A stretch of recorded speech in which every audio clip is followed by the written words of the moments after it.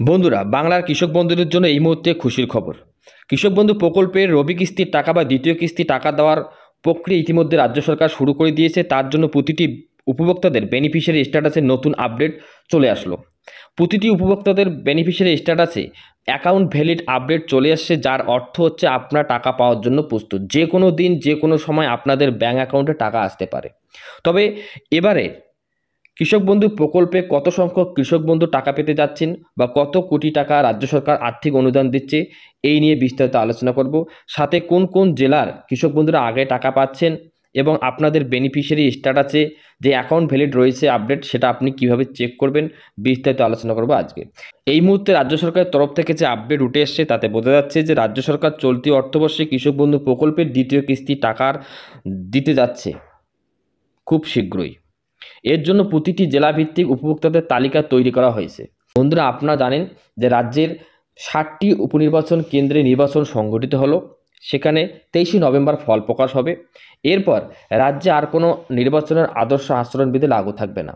তাই পঞ্চায়েত মন্ত্রী শোভনদেব চট্টোপাধ্যায় ঘোষণা করেন, মুখ্যমন্ত্রী মমতা বন্দ্যোপাধ্যায়ের নির্দেশে একজনও যোগ্য প্রাপক যাতে বঞ্চিত না হন সেদিকে লক্ষ্য রাখতে হবে এবং কৃষি দপ্তর রাজ্যের চাষিদের সমস্ত প্রকল্পের সুযোগ সুবিধা নির্দিষ্ট সময়ে পৌঁছে দিতে বদ্ধপরিকর। তাই নবান্ন খুব দ্রুততার সাথে কৃষক বন্ধু প্রকল্পের দ্বিতীয় কিস্তির টাকা দেওয়ার চেষ্টা চালাচ্ছে। আপনারা যে কোনো দিন যে কোনো মুহূর্তে কৃষক বন্ধু টাকা কিন্তু পেতে পারেন। তবে আশা করা যায় নভেম্বরের শেষে না হলে ডিসেম্বরের প্রথম সপ্তাহে আপনারা কৃষক বন্ধুদের টাকা পাবেন। সম্প্রতি ট্যাপ কাণ্ডের পর থেকে রাজ্য সরকার সচেতন হয়েছেন যাতে কৃষক বন্ধু প্রকল্পের প্রত্যেক উপভোক্তাদের ব্যাঙ্ক অ্যাকাউন্টে টাকাটা সুষ্ঠুভাবে ক্রেডিট হয় বা সুষ্ঠুভাবে সেই টাকাটা ব্যাঙ্ক অ্যাকাউন্টে চলে যায় ডাইরেক্ট ব্যাঙ্ক ট্রান্সফার অর্থাৎ ডিবিটি প্রক্রিয়ার মাধ্যমে। এর জন্য রাজ্য সরকার কিন্তু চেষ্টা করবে প্রতিটি কৃষক বন্ধুকে ফোন করে যাচাই করা যে আপনাদের ব্যাঙ্ক অ্যাকাউন্টে টাকা ঢুকছে কিনা। তো এই জন্য কিন্তু রাজ্য সরকার নতুন আপডেট দিয়ে দিয়েছে। তো রাজ্য সরকার কবে নাগাদ আপনাদের টাকা দিতে চলেছে, কবে আপনারা টাকা পাবেন, কোন কোন জেলার কৃষক বন্ধুরা টাকা পাবেন, সাথে এবারে কত লক্ষ কৃষক টাকা পাচ্ছে, কত কোটি টাকা অনুদান পাচ্ছে এবং রাজ্য সরকারের কাছ থেকে যে আপডেট উঠে আসছে তাতে বোঝা যাচ্ছে যে প্রায় 1.5 লক্ষের মতো কৃষক বন্ধু এবার বাড়তে চলেছে। তো এই সংক্রান্ত আপডেটে কি বলা রয়েছে আমরা বিস্তারিত আলোচনা করব। চলুন, এই মুহূর্তে আপনারা অন স্ক্রিনে দেখতে পাচ্ছেন রাজ্যের 1,07,00,000 কৃষকের ব্যাঙ্ক অ্যাকাউন্টে মোট 2,900 কোটি টাকা পাঠাতে চলেছে মুখ্যমন্ত্রী মমতা বন্দ্যোপাধ্যায় সরকার। কৃষক বন্ধু প্রকল্পের অধীনে আরও কিছুদিনের মধ্যে এই টাকা পাঠানো শুরু হবে। 6 জেলার 60টি বিধানসভা উপনির্বাচনের ভোট গ্রহণ হয়ে গিয়েছে। 23শে নভেম্বর ফল প্রকাশ। তারপর রাজ্যের কোথাও আর নির্বাচনের আদর্শ আচরণবিধি লাগু থাকবে না। এই অবস্থায় বিভিন্ন প্রকল্পের সুবিধা সাধারণ মানুষের কাছে পৌঁছে দিতে তোড়জোড় শুরু হয়েছে নবান্নের অন্দরে।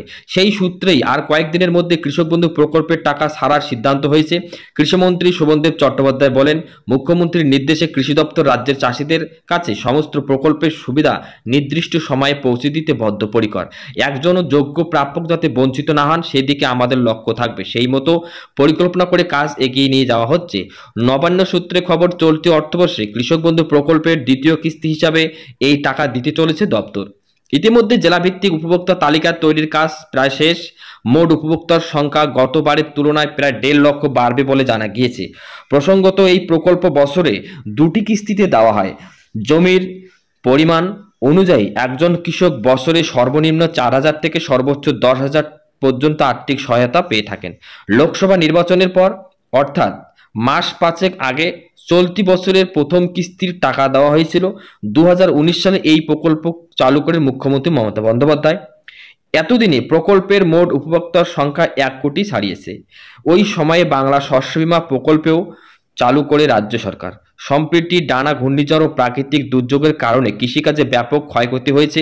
বহু কৃষিজমি জলের তলায় তলিয়ে গিয়েছে, সবজির ফলনও ব্যাহত হয়েছে বহু জায়গায়। সেই ক্ষয়ক্ষতির পরিমাণ নির্ধারণ করতে সমীক্ষার কাজ শুরু হবে আগামী 30শে নভেম্বরের পরে।